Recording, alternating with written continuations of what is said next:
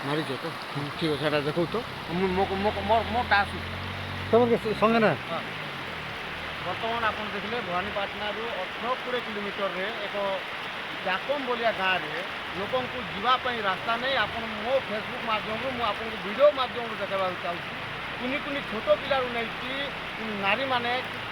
ତଥା ଏ ଗ୍ରାମବାସୀ କି ପ୍ରକାର ଭାବରେ ଗାଡ଼ିକୁ ନେଇ ରାସ୍ତା ପାରି କରୁଛନ୍ତି ବାସ୍ତବରେ ଆମ ପ୍ରଶାସନ ଏବଂ ସରକାର ପାଇଁ ଗୋଟେ ଚ୍ୟାଲେଞ୍ଜର କଥା ଏବଂ କଳାହାଣ୍ଡି ପ୍ରଶାସନ ପାଇଁ ଗୋଟେ ଲଜ୍ଜାର କଥା ଭାରତ 74 ବର୍ଷ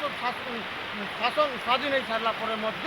ଜାକମ ଗାଁରେ ଲୋକଙ୍କୁ ବର୍ଷା ମାସରେ ଯିବା ପାଇଁ ଗୋଟେ ରାସ୍ତା ନାହିଁ ଏବଂ এই প্রকার রাস্তায় আসবা দিনের পিলামানে কি প্রকার ভাবে নিজের শিক্ষা পাই বিদ্যালয়কে যাবে তাহা এক প্রশ্নবাচী সৃষ্টি হুয়ে সমস্ত মোর জয় ভীম লাল সালাম ইনকলাব জিন্দাবাদ লালটাকে